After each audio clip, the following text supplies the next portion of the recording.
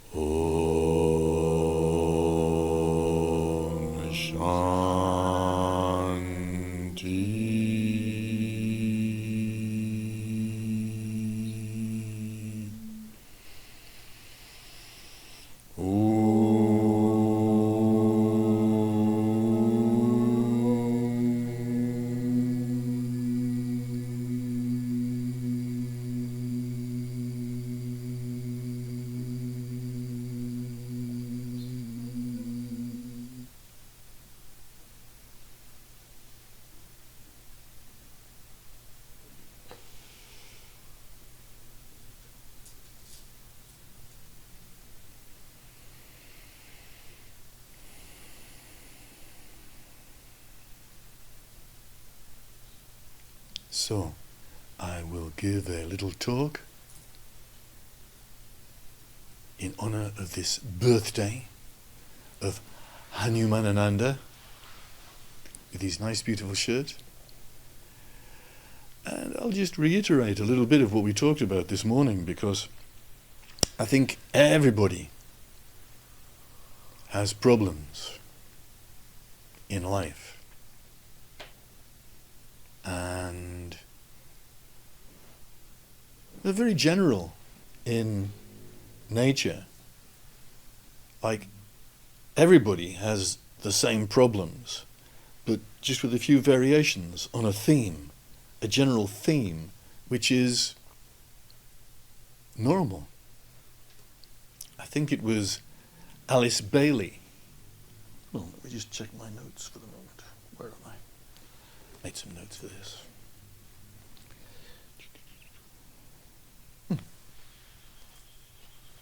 Yeah, a little bit off target, but there we go.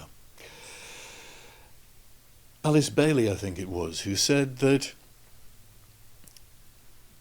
there are initiations before the Enlightenment initiation. And the first is called the opening of the heart, because in general, most people don't think of others. They only think about themselves. And the initiation of the opening of the heart is a very important one for all humanity, because with the opening of the heart, we have a person who thinks about other people as well as himself, on the way towards thinking about other people instead of himself. Yeah? Basically, if you don't think about other people, if you cannot place yourself in the feet of another person, if you cannot put yourself in that place, then you don't have a heart. Gurdjieff used to say, the ability to put yourself in the place of another person, to think about that other person as yourself.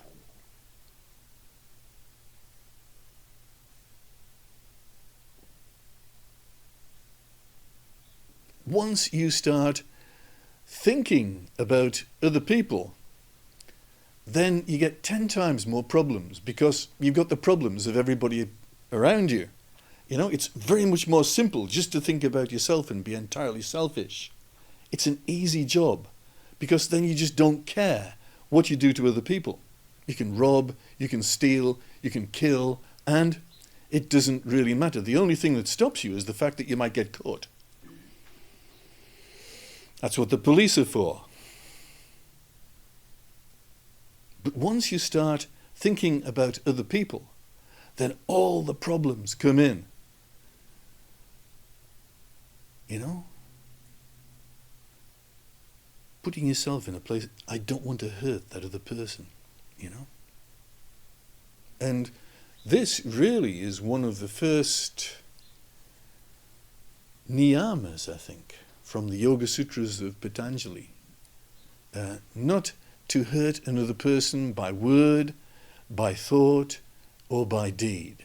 I always think that's in the wrong sort of order. It should be, we shouldn't be thinking of hurting another person by thought, you know, even thinking about doing something bad about them. Or by word, you know, sticks and stones can hurt my bones, but words can never hurt me. But words can hurt. You can hurt another person, so therefore we have this whole idea of white lies, you know, to keep everything on an even keel. Good. There's the story of a young girl accosted by dacoits, robbers, who want to rob her and rape her. She's running through the forest, and she comes to the hut of a holy man with his temple in the background, and she says, holy man, these dacoits are wanting to hurt me and rape me. What can I do? He said, go and hide in the temple. And when the dacoits come, he's a holy man sitting there, and they say, there's a girl passed by here. Where did she go? And he said, she went in that direction. And his student who was there at the time said, Master, Master, you're supposed to only speak the truth. Yeah? You're supposed to only speak the truth. You know? Why are you telling these little white lies?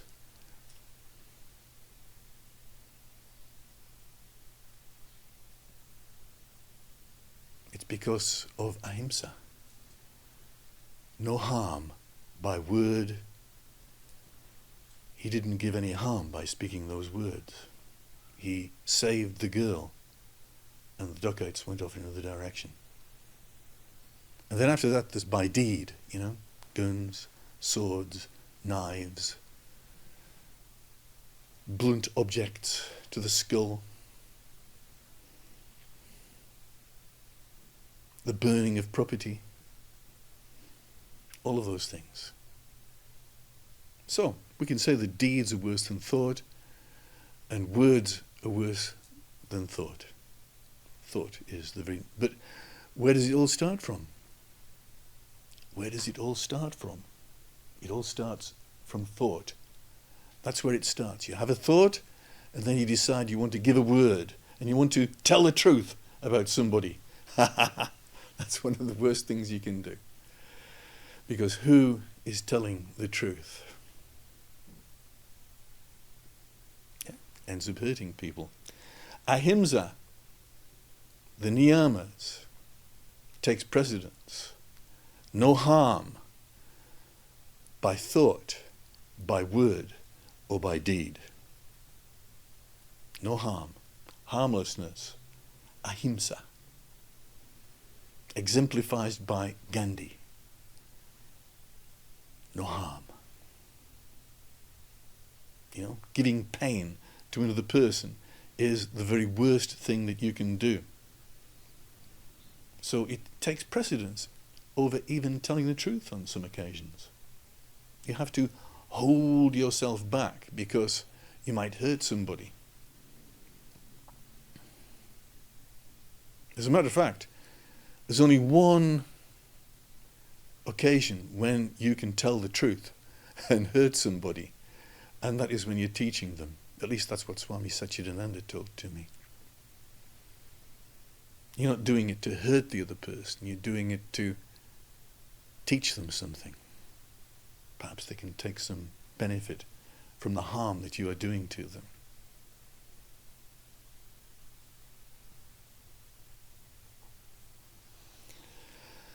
And after the opening of the heart, then the field of human endeavor becomes the mastery of relationships. This is the next initiation. After the opening of the heart, the mastery of which enables enlightenment, which is the third initiation. The mastery of relationships. How can you tell if you, in this lifetime, are here to master relationships? Well, that relationships have really hurt you in this lifetime, you know? Like when I meet up with somebody whose dad died when he was God knows how old, knee-high to a grasshopper. He's grown a lot since then.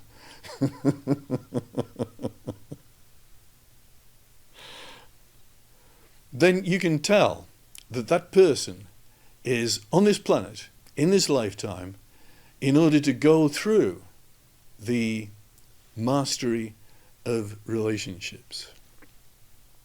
The initiation, to pass the initiation, to have learned to master all the problems of relationships. And the major one is when people leave you, you know, my dad died. You're on the path of the mastery of relationships in this lifetime. That's what you're doing. But I think I was talking this morning about my experience with relationships in this lifetime. And I think the first person who left me was my grandfather, and I remember him in the front room of my uncle's house in a coffin, ivory white, because that's what happens to people when they die. They sort of lose their colour. He was there, ivory white. And as we were sitting there, my cousin, young lady, she started telling ghost stories.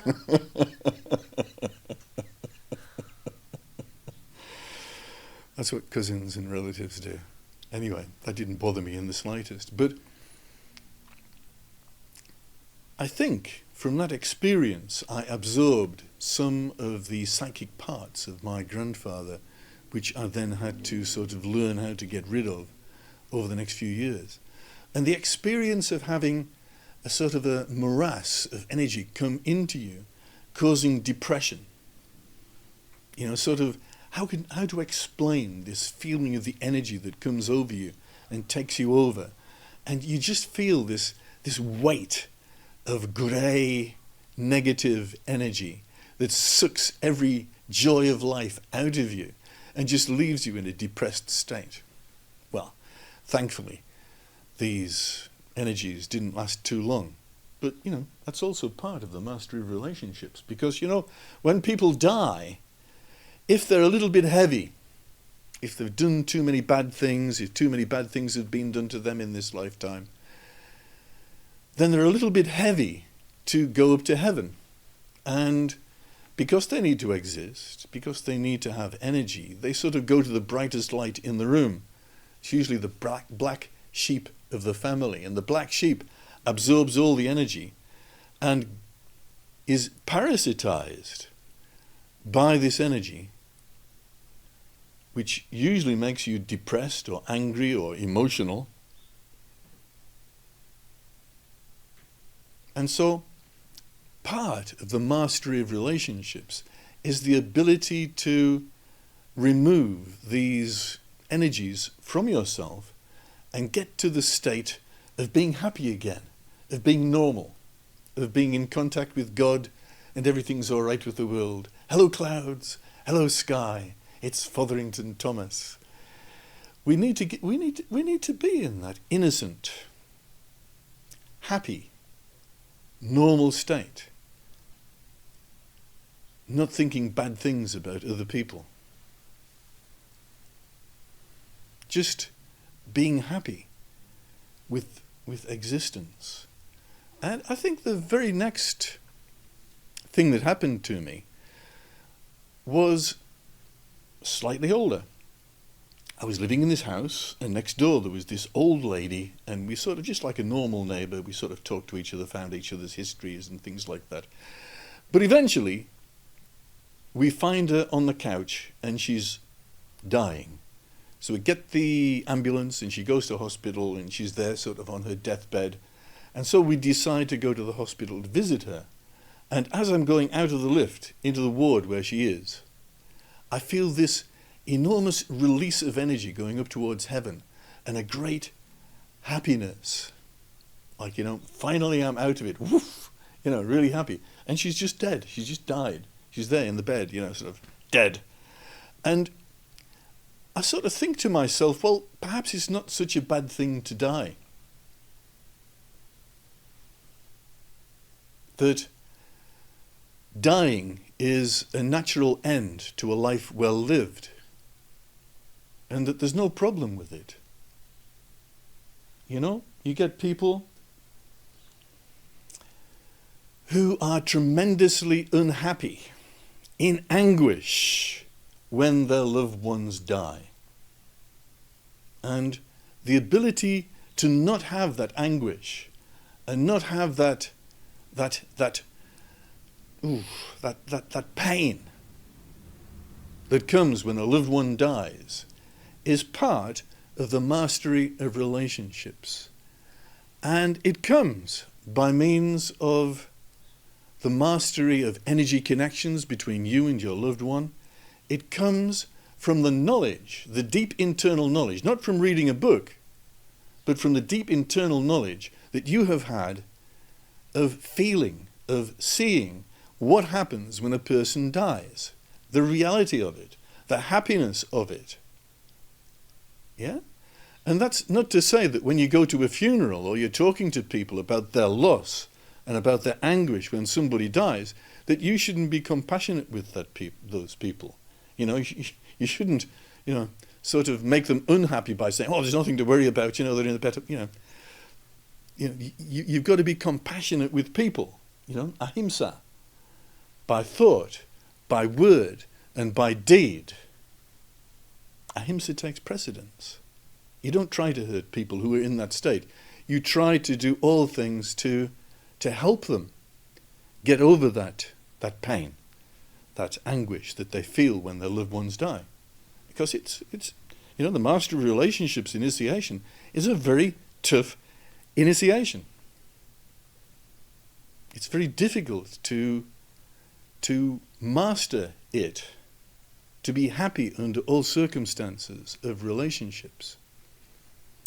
So that just a few years ago, how many years is it now, Devi, since my mother died? My father died. 2011, yeah.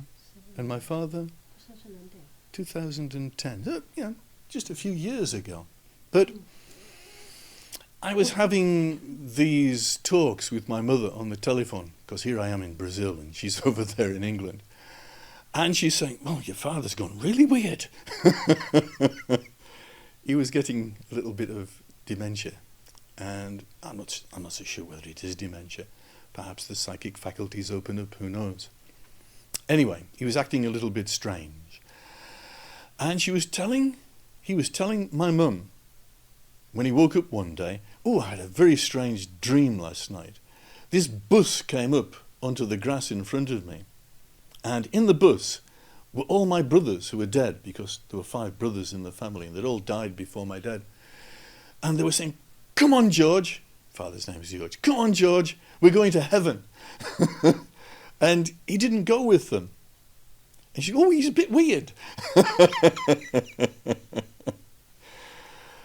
But when I looked deeply into my father, I saw there was a tremendous amount of fear, this nub of fear, that was preventing the normal, easy, facile passageway of death, you know, which is quite normal, you know. Nobody gets out of life alive, sort of thing. You know, you're going to die, I'm going to die, everybody's going to die. We're not going to get out of this. But so what I did was, I spent a little bit of time removing this blockage of fear within my father, and I sort of sent him up to heaven, you know, which is what you normally do with these sorts of energies. And the next day, my mum rings up and says, "Your dad's just dead." So as a joke, I mean, I know it's a pretty awful joke, "I killed my father." But if you understand that death is normal and natural, and that a fast, quick death is preferable to many days lying in bed fighting off the idea that you're going to die. I mean, I thought it was quite compassionate to help him in that way. And, you know, he died. And it was a lot easier for him. And he went to heaven straight away. He didn't hang around creating problems for the people down here. What are you laughing at, Gita? You said creating problems. Yeah. Well, you know, when people die and they sort of hang around because they're too heavy to go to heaven, they create all sorts of problems. I described what happened when my grandfather died. And I had another experience that sort of impinges upon relationships. It was when I was a member of the Federation of British Healers. And, you know, you had to go on training courses to find out about healing people. Because I've always had a lot of energy in my hands. So, you know, healing people by laying on of hands sort of thing. And there was one of my students of yoga friends and meditation friends, and she had just lost her husband from cancer. And he had sort of a very virulent, horrible form of cancer, which is called cancer of the face. So she'd had a terrible time. You know what it's like when, somebody, that you really love dies in front of you? Well, you've got to have compassion, haven't you? Well, I didn't know anything about that. I was just laying on hands on my friend here. And as I was laying my hands on her, she was going through all the normal Kundalini energy sorts of things, and she was seeing all of her past lives, which again is quite normal when you have somebody competent putting their hands on you, sort of channeling energy into them. So I'm doing this for about half an hour to an hour, and she was begging me to continue with it because there was a lot of energy flowing through the hands, and she was feeling the benefit of it. She said, don't stop. All right. So in the end it finished and she went off home, and the very next day I felt that old familiar grey life-sucking energy all over me, and it was actually painful to live. I think it was the worst depression that's ever come upon me in my life, because it wasn't just the fact that I was depressed, it was also the fact that I could feel people, I could feel their energies, and that energy was painful. It was actually painful to me, so that when I was actually talking to people or they were being angry with me or something like that, I could feel it, and it was just so horrible. But another friend came to me with a lump of crystal, and she set it in front of me, and she did some healing on me, and the energy lifted, and I think went back to my friend from whom I had taken this energy. I'm not saying that it was her husband that I took from her, but when people die, if they're a bit heavy, most people who die from cancer are a little bit heavy because it's the sort of energy which kills them. They can't go to heaven. They stick around and they go to the brightest person in the room, and they cause all sorts of emotional problems to those people because they need their energy to live, to stay on this plane.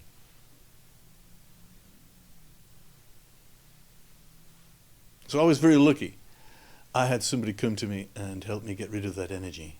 And it went back to my friend, and she died 5 years later from cancer herself, because in those days I didn't really know what I was doing. This is my mastery of relationships, my path, learning how to master relationships. Because the psychic part of relationships is sometimes even more important than not giving harm, pain, by thought, word, or deed. It's learning how to take the pain, purify it, and send it on so it doesn't cause any problems. And what happened with this student friend of mine was a preliminary to learning what to do with these energies, because as a member of the National Federation of Spiritual Healers, I went to all my National Federation of Spiritual Healer friends and said, look, this happened to me with this girl, and this energy came to me, and it went, what the fuck was it? And they couldn't answer me. So I had, it was part of my teaching, how, what was it? How to manage these energies, which led me to yoga, which led me to meditation, which led me to energy enhancement, which led me to the 7-step process for the removal of energy blockages. And these energy blockages have got lots of different names, like ghosts. That's what we call them, I suppose energy enhancement should be called Ghostbusters. Dun, dun, dun, dun, dun, dun, dun, dun, dun, dun, dun, dun, dun, dun. Ghostbusters. Well, that's that's just one of the different types of energy blockages that you can get. Implants. Blockbusters. I won't go into them. Probably scare everybody. As soon as you start mentioning things like ghosts, people go, ooh! But it's a more natural thing. But when you have dealt with many, many ghosts, and when you've dealt with many, many people dying, and you know it from balls to bones, from A to Z, then there is nothing to fear, because you can handle it, because you have the techniques, you have the energy, you have the ability to help everybody on this planet. I mean, there are people in England who go around battlefields and they take all the fallen warriors and they send them up to heaven. They don't talk about it because people get afraid. I remember me and Devi going to visit my parents, and we're sort of in the front room and we feel the passage of hundreds of ghosts. And one by one, as they marched through, we just sent them all up to heaven, didn't we, Devi? You know, it happened over 3 days. We sent them up to heaven. And when I asked my mother, has anybody died around here? Can you shut the door, please, Ryan? Did anybody die around here? She said, oh yes, this is the Durham coalfields. And underneath this house, many hundreds of feet down, there was an accident in a coal mine. And hundreds of people died. Oh, so that's what it was. And we were just sending them up for 3 days, you know, in an orderly fashion. They were sort of just tramping through and we were sending them up to heaven. And as I was driving down the M1 in England, I passed by this car, which is surrounded by police cars, and it looks like an accident. And as I'm going past the car, something hops onto my shoulder. He says, what happened? I said, I think you're dead, mate. Oh, he said, what do we do now? I said, I'll send you to heaven. So I sent him up to heaven. And, you know, it sounds a bit weird, it sounds a bit strange, because, I mean, where do you get the evidence for this? I mean, I could be just talking a heap of nonsense, but, you know, what can you do? It happened. It happened. So now we know what we're doing. So that is what happened on my passage to the mastery of relationships. Now, I obviously didn't have a lot of trouble with the mastery of relationships because no member of my close family died when I was young and really fucked me up. But when you meet up with people who have had these horrible experiences where somebody has died at an early age in their lives, you know that that person has opened the heart, because a person who hasn't opened the heart would not care a jot if their parents died or not.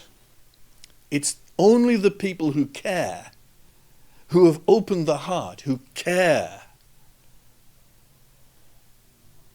So you know they're on the next initiation, which is called the mastery of relationships.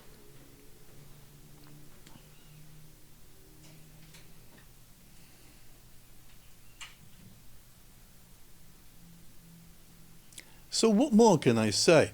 I mean, I could probably lecture you for 2 hours on the mastery of relationships because it's a big initiation. So the very next part of the mastery of relationships that I want to talk about at this time is what Hogan kept on saying during the meditation sessions that we did with him. He said in his talks, when I wake up in the morning, when I see you in front of me, it is as if I am seeing you for the very first time. Now, what did he mean by that? Because this is a major part of the mastery of relationships. When we are normal, when we don't have any blockages inside, we do not take offense. No matter what people do to us, we forgive. And as a matter of fact, there's a sort of a process that goes on within. So you go to sleep, and the sleep of, I forget what it's called, there's some Latin phrase. Whatever, Morpheus, I don't know. The sleep of forgetfulness. What happens with me is I go to sleep and I forget. So that sometimes I cannot even remember what people have done to me. You know, I know lots of people, and they can go through a whole list of the things that you've done to them. Oh, on that date you did this, and they know the actual dates and things. You did that, you did that, you did that, you did that, and you did that, you bastard!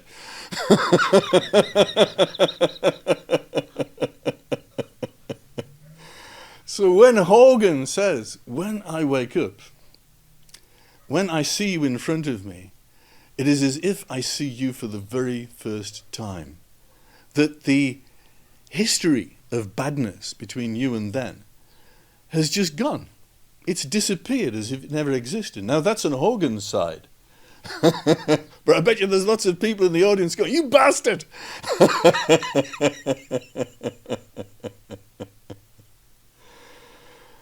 So, what is it that counts, that remembers, that wants revenge, that can remember every little detail of what everybody has done to them? They've got these books full of, he did that to me on that date and I'm going to take revenge.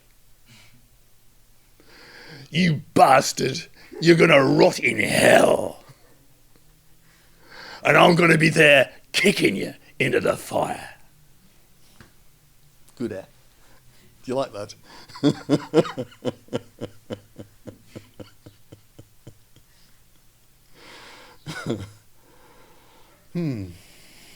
Yeah. So what is it inside that causes what I would say is an illness? An illness that counts, that wants to take revenge, that remembers every slight, every bad word, that causes all the problems in relationships. Yeah? That causes all the problems in relationships, that absolutely in the end fucks all relationships so that nobody can stay together for more than a certain length of time, which is why we have, what's it called? Serial monogamy. Have you ever heard that phrase before? Serial monogamy. It's when you remember everything the person did and it becomes too much. Right, get them out, get a new one in. Let's go on those as well. Get them out, get another one in. Yeah, so it's just serial counting all the bad things that people have ever done to you, so that eventually it just fucks everything up. What is it? What is it that... And the problem is when you cannot transmute this bad experience, you get with somebody and get a new one fresh. Yeah. This is the other problem. There you go, yeah. Right, so there you go, yes. And what is it inside that causes all of those problems? And to me, it's not natural for a human being to remember all of the bad things that have been done to them. To me, there's something inside which causes this, and I give them the name of the shadow. You know, I think that Carl Jung, Nietzsche, Abraham Maslow, every psychotherapist, psychologist worth his salt, they write books about the shadow. And they all go, we can't do anything about the shadow. It remains the sort of hole in psychotherapy and psychology we just can't get over. Because the shadow is what causes all psychological problems. You name me one psychological problem, It's the shadow. It's just a sort of blanket name for all the bad things that we know about in humanity. It's the cause of everything bad. And I just mentioned one thing, just counting all the things that people have done to you and wanting revenge. There's all these movies from Hong Kong, and they're all revenge movies, and he gets his revenge. They're actually teaching you it's a good thing to take revenge. So what is it inside? We mentioned the shadow. Oh dear. We've only got a short time left. Well, we've got 30 minutes. It should be enough to finish it off with. Hey, what is it? And I give it the name of energy blockages. But as we've seen before, ghosts are energy blockages. What particular type of energy blockage is it that counts coup, that counts the revenge, that wants to know all these things? And I give them the name of inner children, because they're very childish. I mean, who else but a child would want to take revenge? I mean, no adult would want to do that. No adult would take notice of what the little children do to him, because we're all children.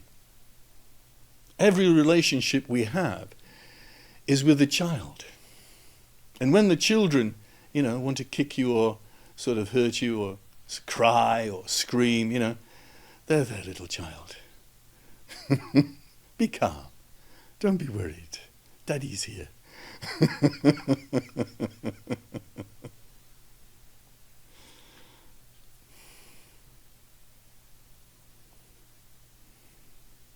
Inner children. And we have another name for them, because these inner children don't just start in this lifetime. They've probably started in many past lifetimes, and they pass along from lifetime to lifetime with us. All the time getting stronger, all the time being filled with more and more negative energy, all the time wanting to take more and more deep and horrible revenge on everybody around them. As we gather more and more negative energy, as more and more slights come into the black book,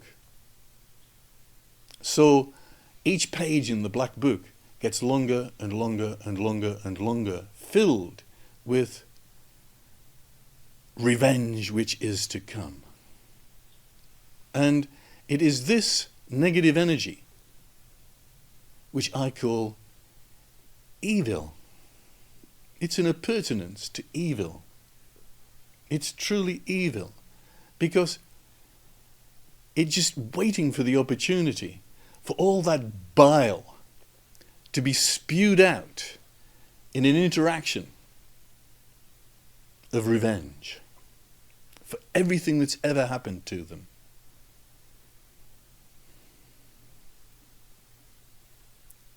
Another name for these inner children is called subpersonalities. They are virtual machines within the computer.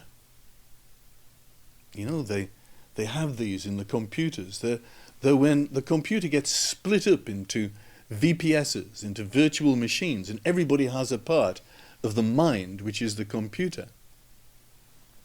I think if you've watched Shyamalan's Split or Glass or any of the multiple movies that have been made about subpersonalities that exist, where you've got perhaps 6 or 7 or 23 different subpersonalities existing within the one mind.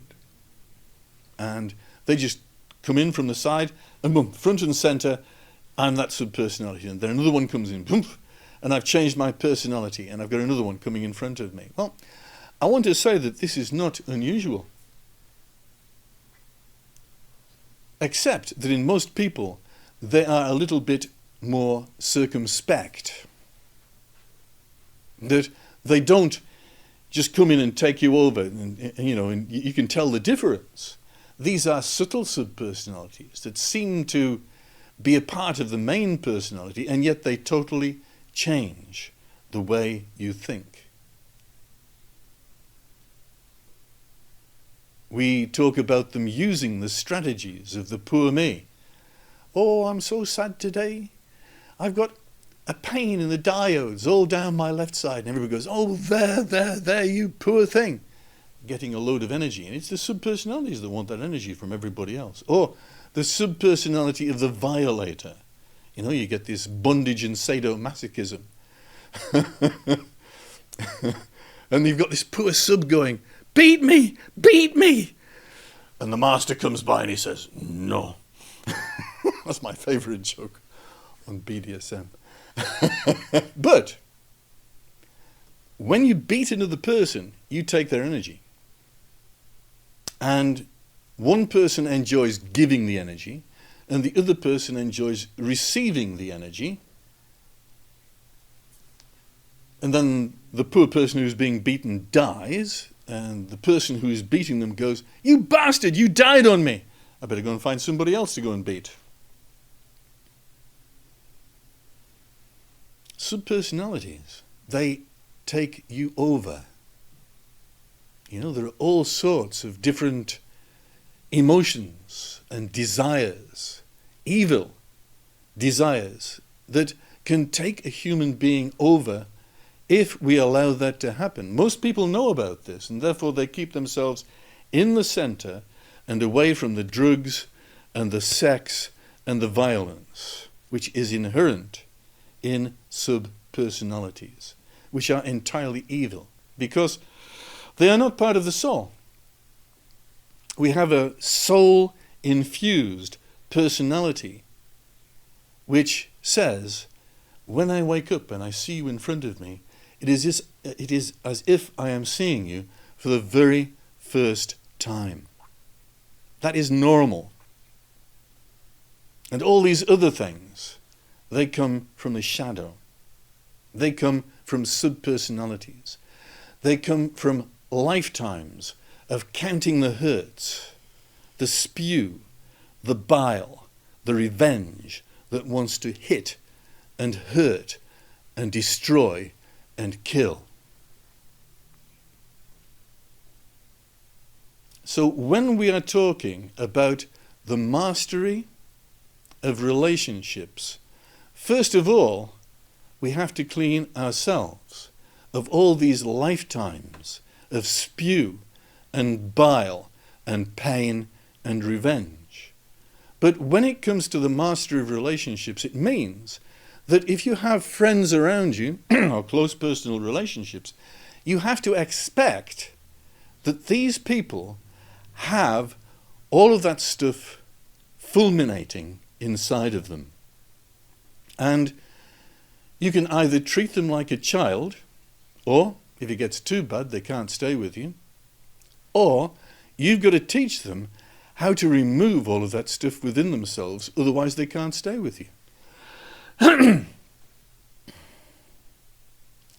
The mastery of relationships means that you understand all of that and that you can handle it.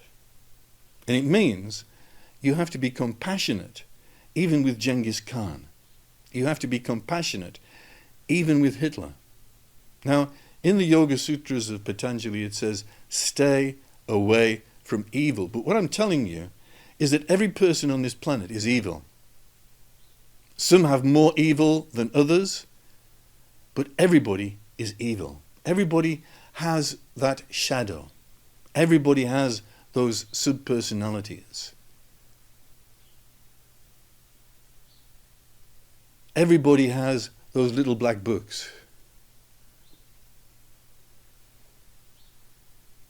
And if you wake up in the morning and you feel that I've said something bad to you, that bastard Satchidanand, he did that to me. You have not yet mastered relationships within yourself.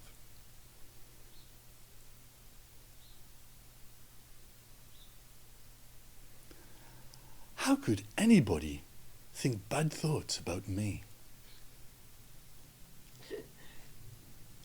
How could anybody think evil thoughts about me? It's just not possible.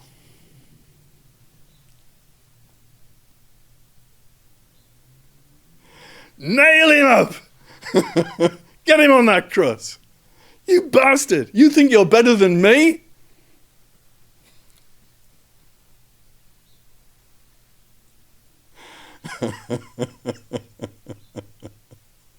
So there you go. What else was I going to say?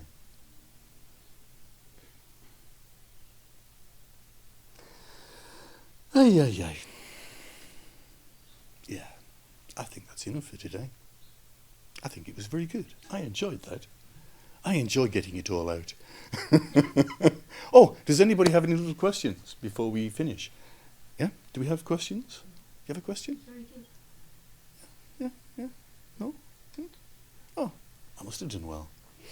I think it's because we're all wanting to go to the Indian restaurant and have some nice Indian food. We got short time. Because it is the birthday of Hanumanananda, and we're all going to celebrate. Hanumanananda Dhyani. Ooh.